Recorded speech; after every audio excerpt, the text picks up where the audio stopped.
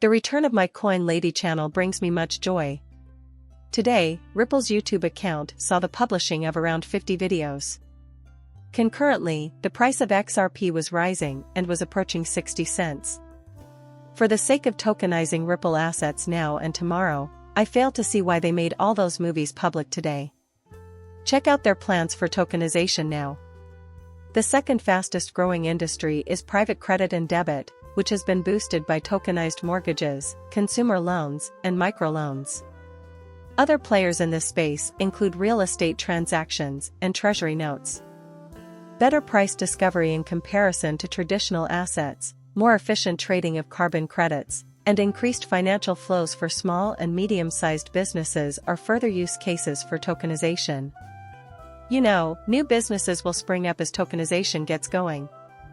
The concept of tokenization is likely to become the basis for entire empires. In reality, this will grow into something worth trillions upon trillions of dollars. The XRP ledger will eventually receive a significant portion of that value. History books will portray the SEC administration as a bunch of dweebs, in my opinion.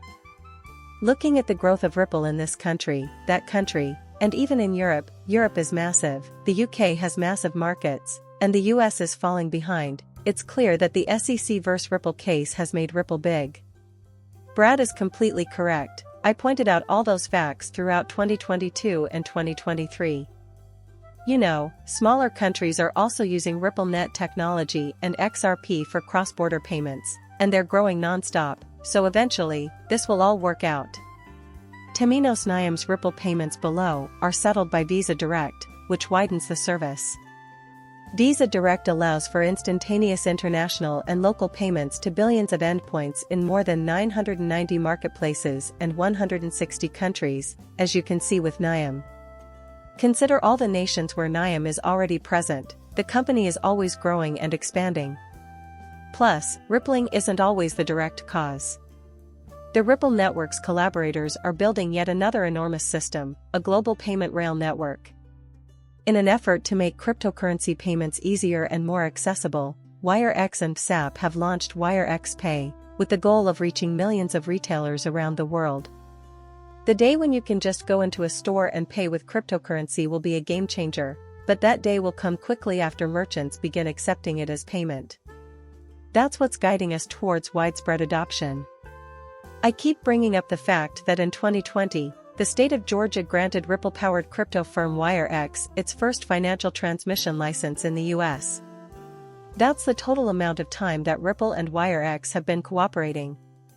This goes back much further than 2020. Many of these components were already in place when many of us were just getting our feet wet in the cryptocurrency market, and you still needed a crystal ball to predict the future of XRP and Ripple and how quickly we would get where we are now. A lot of this was also happening behind the scenes at the time with no announcements made. After months of talks, FTX and CFTC reached $12.7 billion deal. The individuals who lost money when FTX collapsed appear to be getting all that money back. Many believe that this capital will eventually be reinvested in cryptocurrency, but I remain skeptical. Take inflation as an example. As a result of inflation, many people saw their life savings evaporate. Even after the collapse of FTX, computers, the internet, and blockchain, I believe that a significant portion of this capital will return to the cryptocurrency market. Many of these individuals likely continued to invest in the industry, and I believe that the next trillion-dollar companies will arise in the blockchain sector, similar to how IBM and Google emerged in the computer and internet industries. In the end, everything changes. I usually make sure to mention that because, well, technology is moving at a much faster pace now than it was in the past. Consider the evolution of television as an example. You got satellite after she had cable. You can now watch videos online. The same pattern is occurring here as it did with televisions, standard definition, high definition, and now 4K. From this next great revolution, only a select few enterprises will emerge, and they will all be utility-driven cryptocurrencies. I predict that many cryptocurrency platforms will go out of business and that the remaining ones will give rise to the next trillion-dollar corporation. Hedera, Ripples, and probably Brilliant are going to be a few of them. The list is endless, yet there are just a few, including Quan. There won't be a huge number of remaining companies, and that's going to make for an interesting moment. Now we learn that Bitcoin is fascinating, according to billionaire Michael Dell. It seems like Larry Fink is trying to lure more retail investors into crypto, specifically Bitcoin, because he is always appearing in mainstream media news outlets promoting Bitcoin.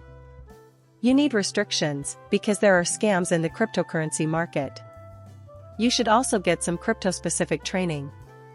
Additionally, there was a predetermined timing for FTX's demise, but I'm seeing an increasing number of people simply abandoning Bitcoin, and I attribute this to the realization that something greater exists elsewhere. The utility is now available. Now that tokenization is happening, people are losing faith in Bitcoin because it isn't fast enough or inexpensive enough to handle international money transfers, which are huge deals. Subsequently, you encounter headlines such as these when you peruse those headlines. William Quigley, co-founder of Tether, confirmed what most of us suspected: Tether is not pegged to the US dollar and does not maintain a peg to it. The demise of Tether will mark the start of Bitcoin's downfall, and it will unfold rapidly. Most people won't be prepared for it when it occurs. Michael Saylor's words have a stranglehold on most individuals, who find themselves repeating them every day. Is there anyone you know who is ready to put their money into Bitcoin right now? They lay out every single thing that Michael Saylor wants you to know. Here we are back at the same point I made in that earlier video.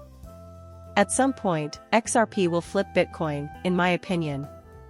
This next run-up is not out of the question either. Many believe that 2017 is going to repeat itself and that XRP has before flipped Bitcoin. Will this occur again? In my opinion, yes. I truly believe that even the individuals currently promoting Bitcoin, such as Larry Fink and others featured in mainstream media news, share that lady's sentiments on Bitcoin. Despite their lack of appreciation, people can't help but notice the immediate financial benefits of those exchange-traded funds, ETFs. Seriously, do you believe that is the reason Larry Fink is venturing into this field? He is determined to be a part of the new financial system, but he is skeptical. Even though it's the same one that was uploaded on X previously, I thought these photographs would look great on the US debt clock with that backdrop. People are talking about it here.